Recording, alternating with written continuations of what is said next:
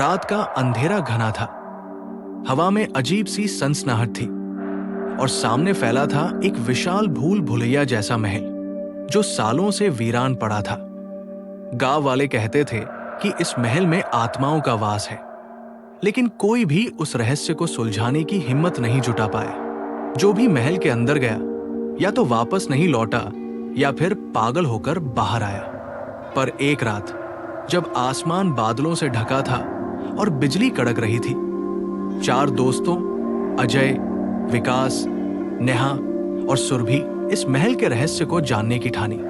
उन्हें नहीं पता था कि इस भूल भुलैया में कदम रखना मौत को बुलाने जैसा होगा। रात के ठीक 12 बजे चारों दोस्त महल के विशाल काले दरवाजे के सामने खड़े थे। दरवाजे पर लगी जंग लगी जंजीरों को देख सुरभि कांप उठी। रुको, हमें ये नहीं करना चाहिए, ये जगह ठीक नहीं लग रही, उसने घबराई आवाज में कहा। लेकिन अजय, जो सबसे ज्यादा जिज्ञासु था, बोला, डरने की जरूरत नहीं, ये सिर्फ एक पुराना महल है, हमें इसे एक्सप्लोर करना चाहिए। विकास ने भारी सांस लेते हुए कहा, अगर हमें जाना ही है तो एक दूसरे का साथ मत छोड़ना। भूल भुलैया में भटकना आसान होता है। जैसे ही अजय ने दरवाजा खोला, अंदर से एक ठंडी हवा का झोंका आया और उनके रोंगटे खड़े हो गए। दरवाजे पर लटक रही मशाले अचानक जल उठीं। ये अपने आप कैसे जल गई? नेहा ने कांपती आवाज में कहा। कोई जवाब नहीं आया, बस एक सन्नाटा, इतना गहरा कि दिल की धड़कन भी सुनाई दे। महल के अंदर कदम रखते ही अजीब सी गंध आई, पुराने कागजों और सड़े हुए फूलों की। दीवारों पर अजीब चित्र बने थे जिनमें आंखों वाले साए किसी को घूरते प्रतीत हो रहे थे। अचानक सुरभि की चीख निकली। उसने सामने देखा, एक परछाई तेजी से सीढ़ियों पर भागी थी। कोई हमारे साथ है, उसने कांपते हुए कहा। अजय ने हिम्मत दिखाते हुए टॉर्च निकाली और उस तरफ दौड़ा, लेकिन वहां कुछ नहीं था, सिर्फ अंधेरा। हम सबको एक साथ रहना चाहिए, विकास ने कहा। याद रखो, ये महल भूल भुलैया जैसा है, अगर बिछड़ गए तो दोबारा मिलना मुश्किल होगा। चारों दोस्त ने आगे बढ़े। तभी हवा में एक धीमी सी सरसराहट हुई। कोई उनकी फुसफुसाहट में बात कर रहा था। नेहा ने धीरे से पूछा, क्या तुमने सुना? लेकिन उससे पहले कि कोई जवाब देता, एक पुराना झूमर अचानक जोर से हिलने लगा।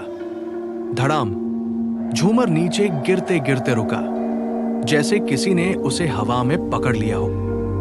ये जगह ठीक नहीं है, सुरभि रोने लगी। तभी दीवारों पर लगे आईनों में हलचल हुई। चारों ने देखा, आईने में उनका अक्स नहीं था, बल्कि उसमें किसी और की परछाई थी।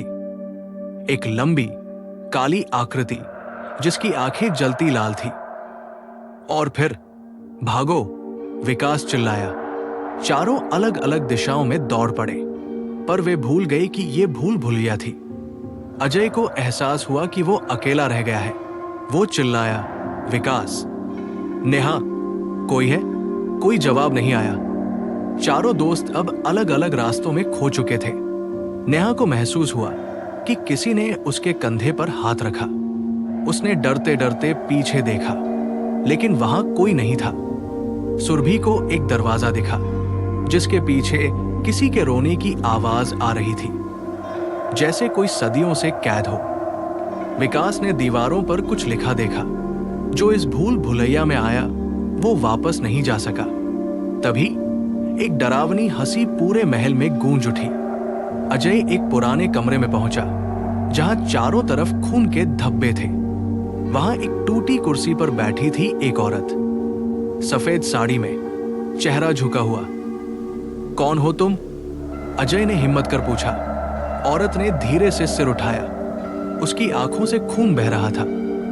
तुम वापस नहीं जा सकते, उसने फुसफुसाया, और फिर अचानक वो गायब हो गई। अजय उल्टे पांव भागा, लेकिन रास्ता फिर से बदल चुका था। नेहा को अचानक सामने विकास दिखा। विकास, शुक्र है तुम मिल गए, नेहा रो पड़ी। लेकिन विकास चुपचाप खड़ा रहा। विकास की आंखें पूरी काली थी। वो धीरे धीरे नेहा की तरफ बढ़ा। तू अब मेरी है। विकास की आवाज डरावनी हो गई। नेहा चीख पड़ी और तभी किसी ने उसका हाथ खींच लिया। भागो, सुर भी थी। दोनों भागते हुए गलियारों में पहुंचे, जहां अजय और विकास भी थे। चारों दोस्त किसी तरह एक हॉल में मिले, जहां एक पुरानी किताब पड़ी थी। अजय ने किताब खोली।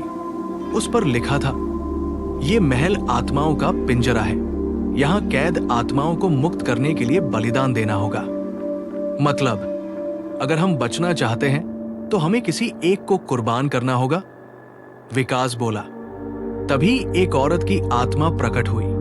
नहीं, सिर्फ सत्य से ही ये महल टूट सकता है। चारों ने हिम्मत जुटाई और मिलकर प्रार्थना करने लगे। जैसे ही उन्होंने महल के इतिहास को स्वीकार किया, पूरा महल हिलने लगा। अचानक एक तेज रोशनी फैली। चारों की आंखें बंद हो गई।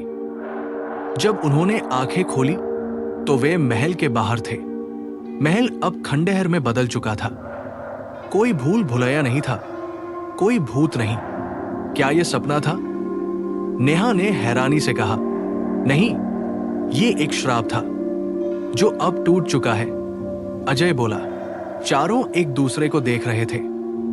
क्या वे सच में बच गए थे या फिर महल की आत्माओं ने उन्हें सिर्फ बाहर भेजा था, लेकिन उनकी आत्माएं अभी भी वहां कैद थी? शायद इस भूल भुलैया का रहस्य अभी भी अनसुलझा था। इस कहानी का सच क्या था? क्या आत्माएं मुक्त हो गई या चारों अब भी उस भूतिया महल का हिस्सा है? जानने के लिए वीडियो को अंत तक देखें और कमेंट करें कि आपको क्या लगता है।